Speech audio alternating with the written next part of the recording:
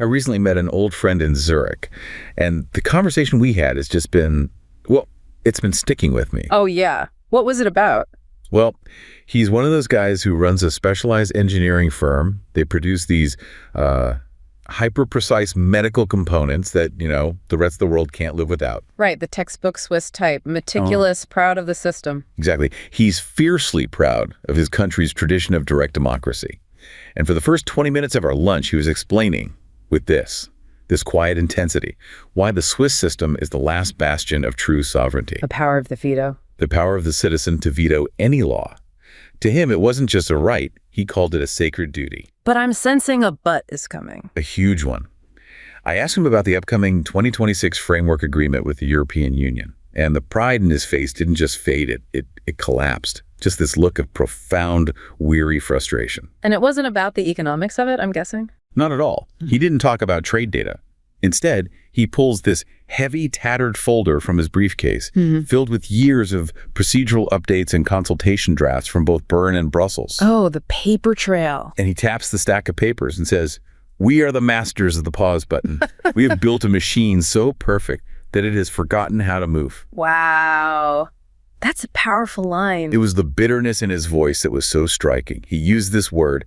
He called it a vitocracy, a system where everyone has the power to say no, but no one has the authority to say yes. So the very thing he was praising became the source of his frustration. Exactly. He said he felt like he was watching a high-speed train approach while his country was still arguing over the font size on the ticket.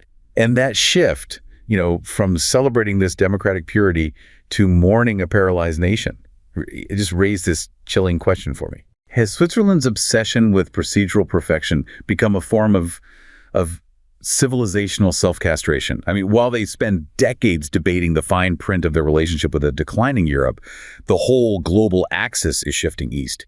It made me wonder, is the world's most stable democracy actually just a front-row seat to a slow-motion strategic suicide? That is a profound observation, and it really encapsulates the exact systemic pathology we need to unpack today. Your friend, the engineer, he defined the problem perfectly with that term, vitocracy. It really resonated. It's a system where the ability to veto, which is designed to guarantee stability, actually paralyzes the ability to act strategically. And that inability to say yes is not just a Swiss phenomenon. And you see it elsewhere. Absolutely. So our mission in this deep dive is to examine whether this paralysis is a systemic pathology of complex, integrated Western societies in general. We have to contrast this political gridlock, the slow-motion strategic suicide you mentioned, with the rising geopolitical philosophies, particularly Eurasian realism. Which are all about action. Exactly. They explicitly prioritize strategic action, speed of decision-making, and large-scale integration. So today, we'll analyze the structural issues causing this Western gridlock, look at the shifting priorities of the Atlantic powers, especially the US turning away from Europe, and then really spend some time exploring the detailed alternative vision proposed by Eastern and Eurasian thinkers. How they structure their systems specifically to avoid this exact problem. Okay, so let's start with that big picture then. Because the Swiss problem, this endless procedural debate, it really does seem to mirror a much older pattern. You could look at this through the lens of a concept called peak complexity. That's right. And if you look into the work of scholars like Joseph Tainter, who studied societal collapse, you see this theme over and over. And the core idea isn't that civilizations just get wiped out by invaders, right? It's something more internal. Precisely. The deeper observation is that civilizations often collapse because they encounter diminishing marginal returns on complexity. Think of it like hitting a kind of organizational wall. So, break that mechanism down for us.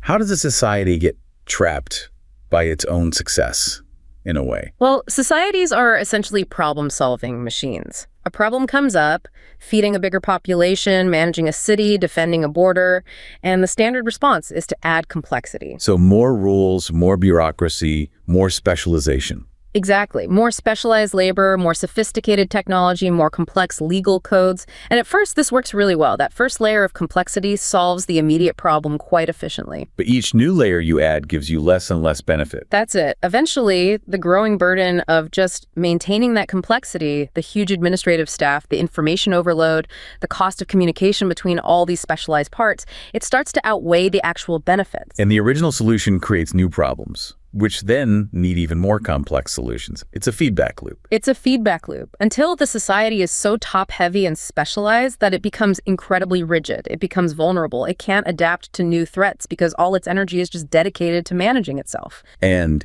you really do see evidence of this everywhere today. I mean, just think about trying to resolve a complicated issue with your bank or an airline or some massive government agency. It's a nightmare of bureaucracy. It is. You see this declining satisfaction with customer service precisely because of information overload. And the people inside the system can't even understand or fix the errors caused by their own labyrinthine systems.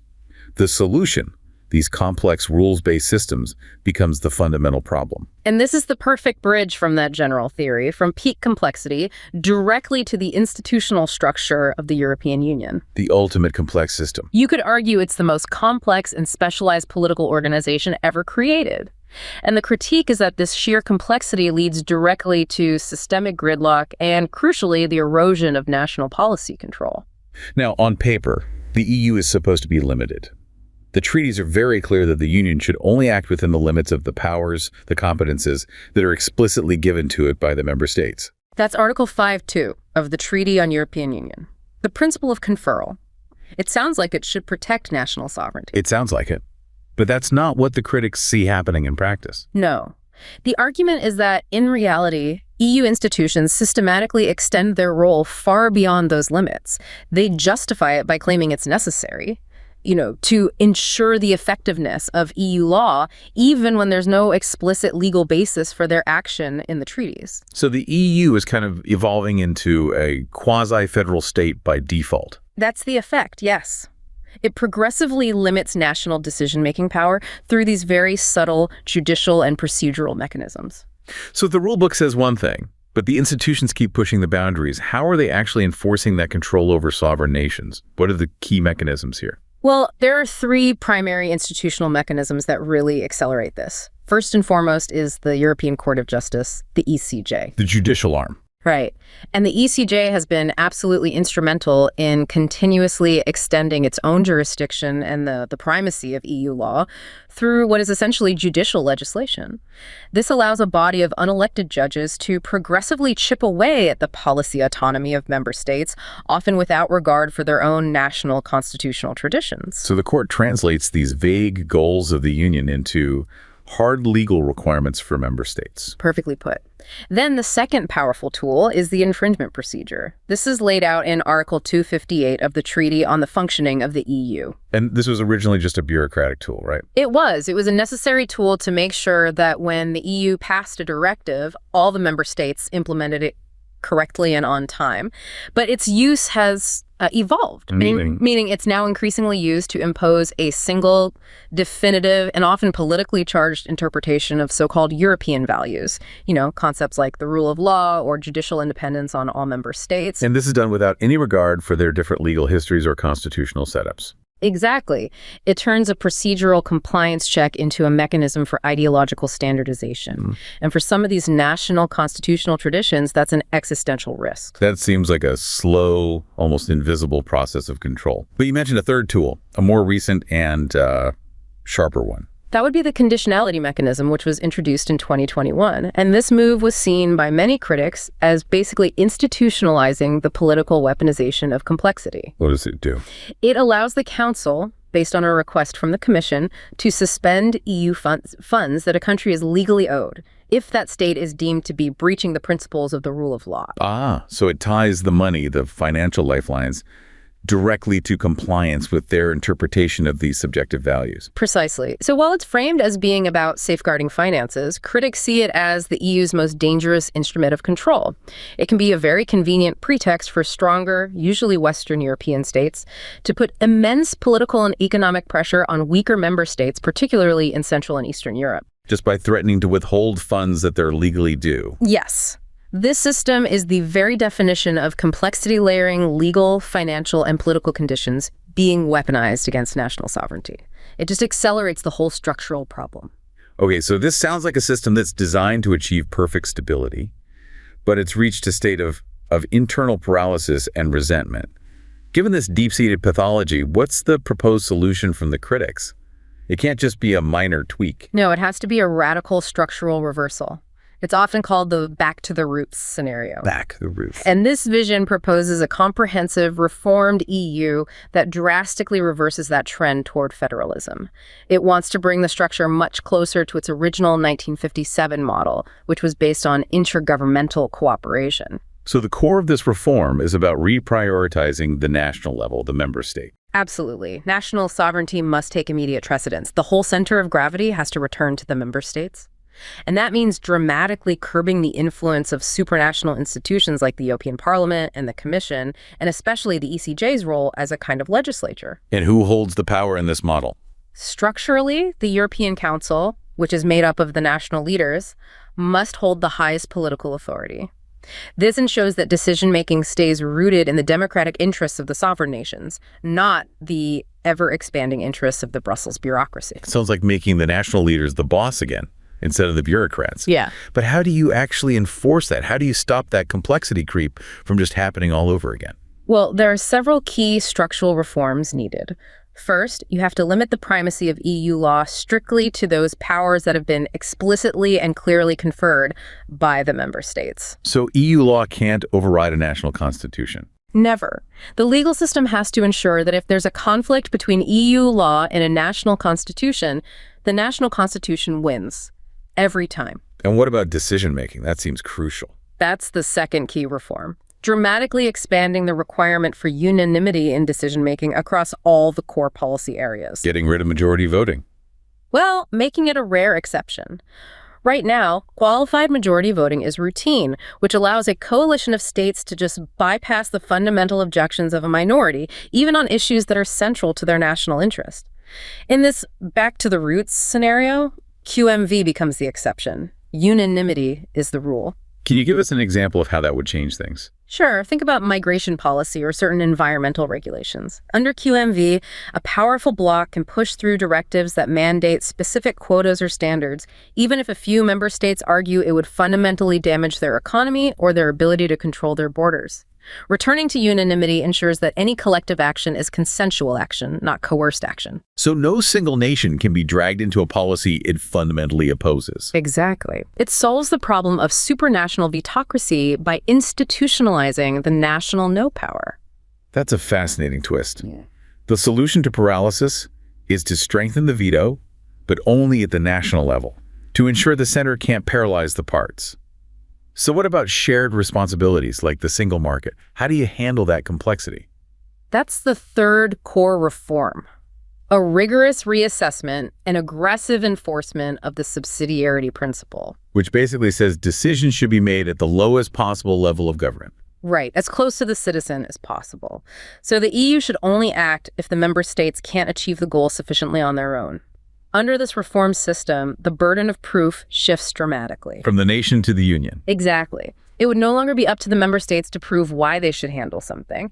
Instead, the union would have to bear the overwhelming burden of proof that harmonization or central action is absolutely necessary. And if they can't prove it, then the power defaults back to the national level. It forces decentralization and deregulation. The whole reformed structure will be based on streamlined intergovernmental institutions focused purely on cooperation, not this constant drive for federalization. So this back to the roots scenario is really a profound vision. It's Europe attempting a dramatic self-reform to treat this systemic illness of complexity and vitocracy. And the cure is prioritizing national action over this idea of supranational perfection. It's a recognition that perfect rules don't guarantee survival if they prevent you from acting decisively. Okay, so now we have to pivot. We've talked about Europe's internal crisis, this self-inflicted wound of complexity. But now we need to look at its external strategic challenge, because the context for all of this is what some are calling the twilight of Atlanticism. And that's driven primarily by a strategic reassessment happening in the United States. Yeah. To put it simply, Europe is just structurally declining in importance for U.S. planners. And this isn't just about one administration's mood or political preference, is it? This is a fundamental structural shift. It is entirely structural. It's driven by the inexorable rise of China and the shift of global political and economic weight toward the Indo-Pacific. For U.S. grand strategy, this creates a singular, undisputed priority: China. Right, the China consensus in Washington. It seems to be one of the few things that transcends the usual political divides. It absolutely does. China is viewed across the board by the entire U.S. political and security establishment as the primary global challenger. Ideologically, economically, in security terms. Even for the most different U.S. strategic approaches, from the liberal internationalists to the America Firsters, China is the priority. And where does that leave Russia? Russia, while seen as a regional challenge, is considered a secondary threat. A spoiler, maybe, but not a peer competitor on the global stage like China is. This shift has, well, it has devastatingly stark implications for Europe's defense planning, especially when it comes to the U.S. commitment. The implication is existential. U.S. defense planning assumptions have officially been scaled down away from the old two-war construct. The idea that the U.S. could fight and win two major wars at the same time. For decades, yes. The U.S. assumed it could fight a war in, say, Korea and another one in the Persian Gulf simultaneously. That assumption was a huge psychological security blanket for Europe. And now? The new reality is that the U.S. military is being explicitly reconfigured for high-end competition in the Pacific. So the critical implication for European planners is this. If a major war starts in Asia, there will be no readily available U.S. fighting power, no naval or air assets in Europe in the way there used to be. The U.S. just can't be in both places at once, and Asia is the priority. They cannot. And Europeans need to fully internalize that reality and adjust their strategic clock accordingly. Let's break down those varied elite approaches in Washington, because you said they all lead to the same conclusion for Europe, but for very different reasons. Let's start with the traditional view, the liberal internationalists. So the liberal internationalists, they pursue what's often called deep engagement. They want now maintain U.S. primacy globally. For them, NATO isn't just a military alliance. It's an essential tool to ensure enduring U.S. political and economic influence in Europe. So they're multilateralists. Very much so. They want to promote democracy and free markets. They would actually be resistant to true European strategic autonomy because that would inherently reduce U.S. influence. They want a strong Europe, but a strong Europe that follows America's lead. Strong, but subservient. Okay, then you have the prioritizers, who seem more pragmatic about the China challenge. The prioritizers have a very clear China-first mentality. For them, Europe is explicitly a secondary theater, a place where resources are being diverted from the main fight. Their whole focus is on making sure Europe aggressively takes on more of the financial and military burden for its own defense. So the U.S. can free up its own resources for the Pacific. That's the pragmatic goal. It's about freeing up U.S. diplomatic, military, and intelligence assets to focus on Beijing. They don't mind a stronger Europe as long as that strength means less cost for the U.S. And finally, the disruptive force, the MAGA America First group. This approach is highly transactional. It often sees international relations as a zero-sum game. We win, they lose. They're deeply critical of the established elites, and they view alliances like NATO not as sacred commitments, but as outdated agreements that are mainly useful as leverage. So they would use the threat of withdrawing from NATO to get what they want. Exactly. The threat of total abandonment becomes a huge stick to gain concessions from Europe on everything else: trade, finance, industrial policy. This introduces just extreme volatility into the transatlantic relationship. It makes it impossible for European planners to do any long-term strategy with confidence. That's a powerful point. So whether you're dealing with a liberal internationalist who wants control, a prioritizer who wants to pull back resources, or an America Firster who wants concessions, the end result for Europe is the same. The United States cannot be relied upon indefinitely or predictably. That is the necessary and undeniable conclusion. And they have to prepare for the U.S. to act without them. They absolutely do. They have to prepare for abrupt policy shifts, and maybe more importantly, they have to assume the U.S. might not coordinate crucial decisions with its allies. I mean, look at the withdrawal from Afghanistan. A shock to the system for a lot of allies. It was executed without any meaningful consultation with allied forces who had been there for 2 decades. The era of the U.S. security guarantee being absolute and everlasting it's over. So strategic autonomy, which used to be this kind of lofty, abstract goal for Europe, has now become a practical necessity for survival. What does that actually mean in terms of concrete action? It means 2 major interconnected things. First, strengthening the European defense pillar within NATO, taking more initiative, more leadership in the alliance. But second, and this is more important, enhancing the security and defense role of the EU itself, moving toward true strategic autonomy, creating an organic European security architecture. And how is that being formalized? It has to be more than just countries agreeing to spend more on defense. Oh, it has to be. It requires the structural integration of national armed forces. And the key initiative here is PESCO, the Permanent Structured Cooperation. PESCO. It's not just a funding mechanism, it's a binding commitment by member states to structurally cooperate on defense capabilities, on planning, on investment. It means deeper collaboration on developing common defense technology, coordinating supply chains, things like that. So PESCO, along with other tools like the European Defense Fund, it's really a political statement. It's the will to create a collective defense system that is European-led and ultimately independent of North America. And this necessity, the internal need to reform against complexity and the external need to build its own defense, is what opens the door for the alternative geopolitical vision we're about to explore. Okay, so let's make that transition now. We're moving from the paralysis and strategic instability of the West to the philosophical and geopolitical alternative that's underpinning this rising strategic axis in the East. We're talking about Neo-Eurasianism. Yes, and this is a sophisticated, sweeping doctrine. It really gained philosophical currency after the fall of the USSR, and it's so much more than just politics. It's a grand theory of history characterized by deep conservatism, statism, and a very powerful neo-imperialist vision for the entire Eurasian landmass. It's often presented as a coherent, total alternative to everything the West represents. It is a radical frontal rejection of the entire philosophical foundation of the modern West, especially Western liberalism with its focus on commercialism and individualism. Where the West places the individual and the free market at the center, this Eurasian philosophy champions what it sees as traditional and superior values. Like what? Things like personal devotion, political obedience, heroism, spiritual hierarchy, and the primacy of the collective over the individual. It actively positions itself as the necessary and inevitable counterpole to Western universalism. And to understand the strategic vision that comes out of this, we have to start with the spatial orientation that they believe defines the entire conflict. Geopolitics. For them, geography is destiny. Geopolitics is the foundational concept. It's the study of international relations from a spatial, geographic perspective. It focuses on the fixed, immutable reality of the land. Eurasianists believe geography is the most stable and defining element of how nations interact. And the original thinking for this comes from a British geographer, Halford Mackinder. That's right, from the early 20th century. Mackinder's theory is all about control of the central landmass of the planet, which he called the heartland. The Eurasian core. Precisely. Mackinder identified the heartland, this vast core from Eastern Europe into Siberia, which is naturally inaccessible to sea power, and the world island, which is Eurasia and Africa combined.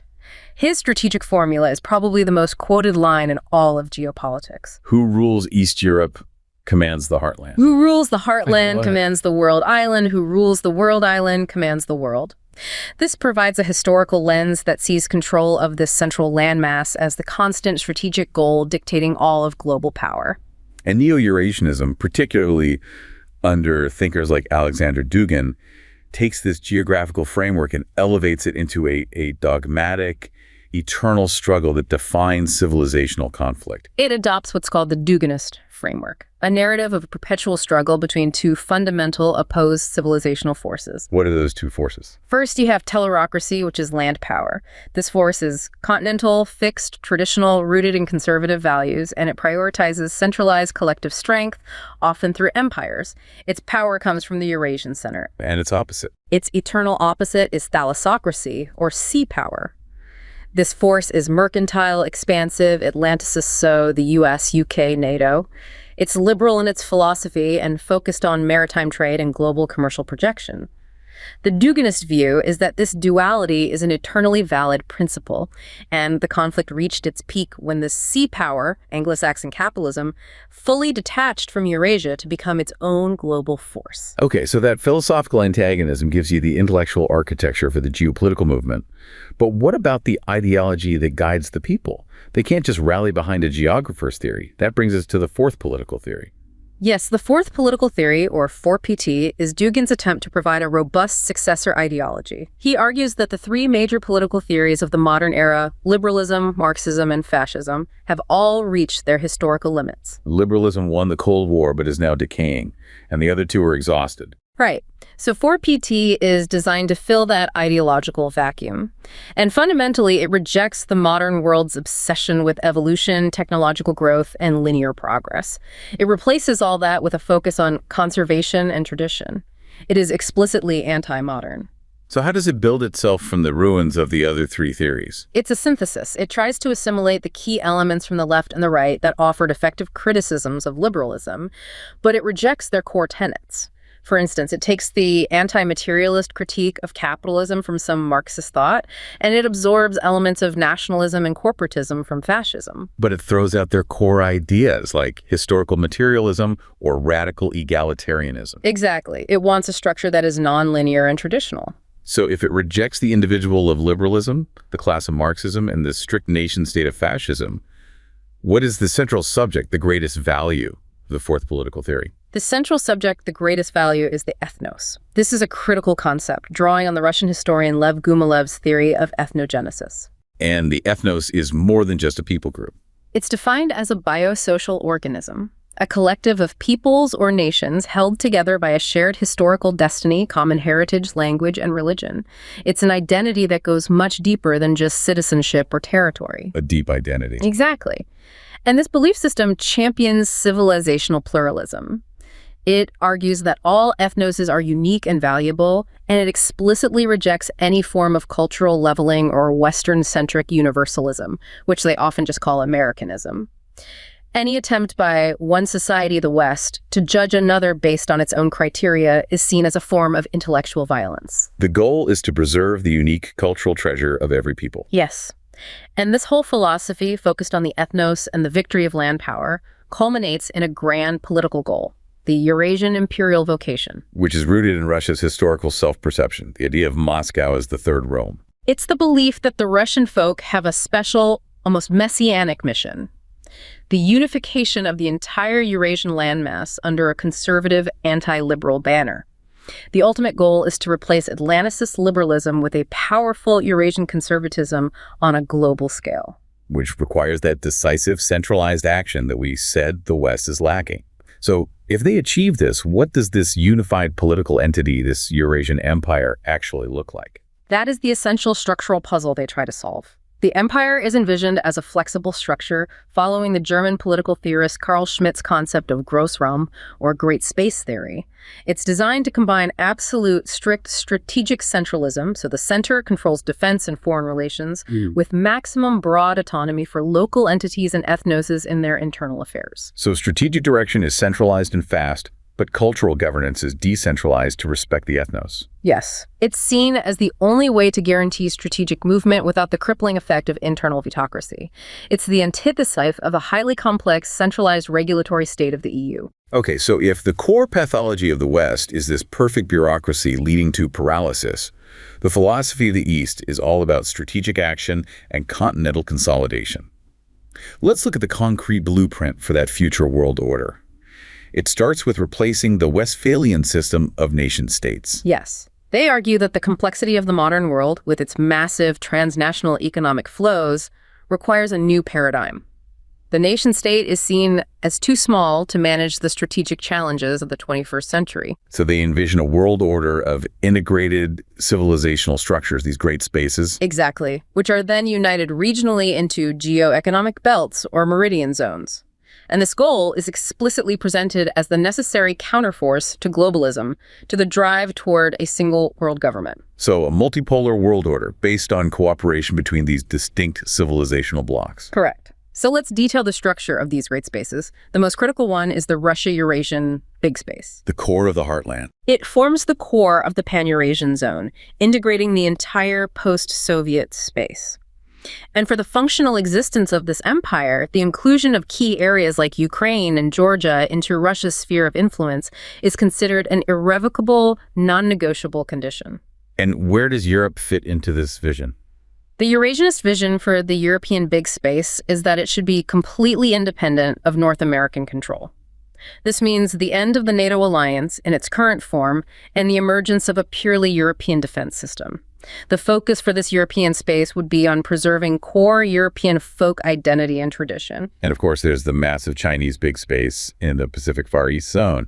And China's own grand strategy, the Belt and Road Initiative, seems perfectly aligned with this whole concept. The Belt and Road Initiative, or BRI, is arguably the most ambitious international economic project in recent history. It's a fundamental reshaping of global connectivity. And it's huge, covering both land and sea routes. Absolutely. You have the Silk Road Economic Belt, which is the terrestrial dimension, linking China across Central Asia to Europe.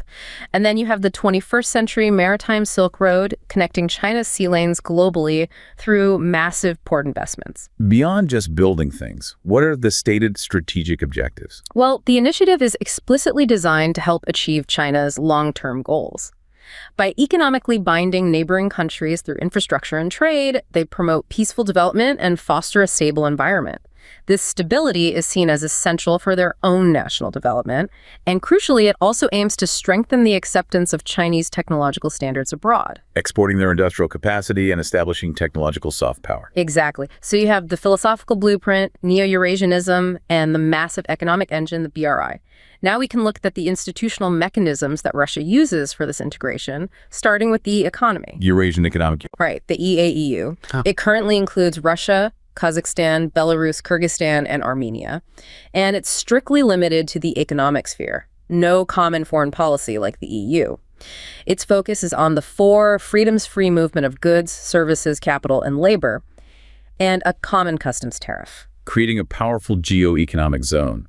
And what about the security framework for this enormous landmass? That's provided by the Shanghai Cooperation Organization, the SCO.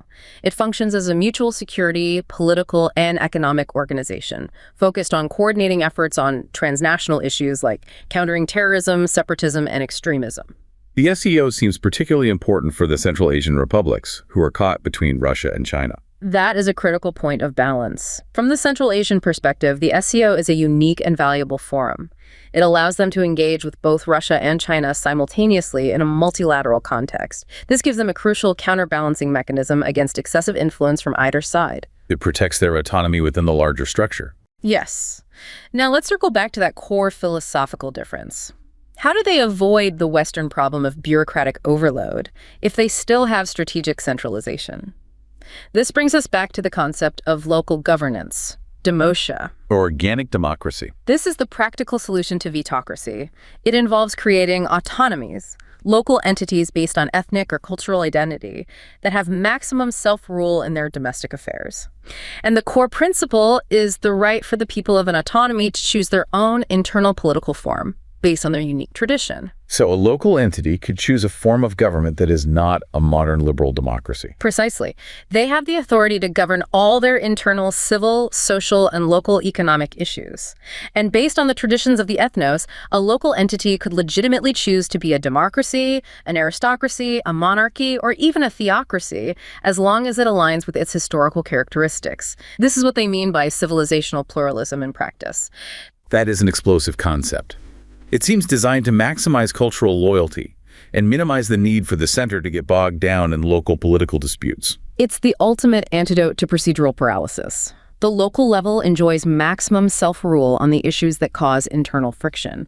But, and this is the vital part, strategic issues like security, foreign relations, and defense fall non-negotiably under the central Great Space Authority. This hybrid structure aims to preserve diversity while guaranteeing that the collective can move strategically and decisively, avoiding the crippling effect of local vitocracy on grand strategy.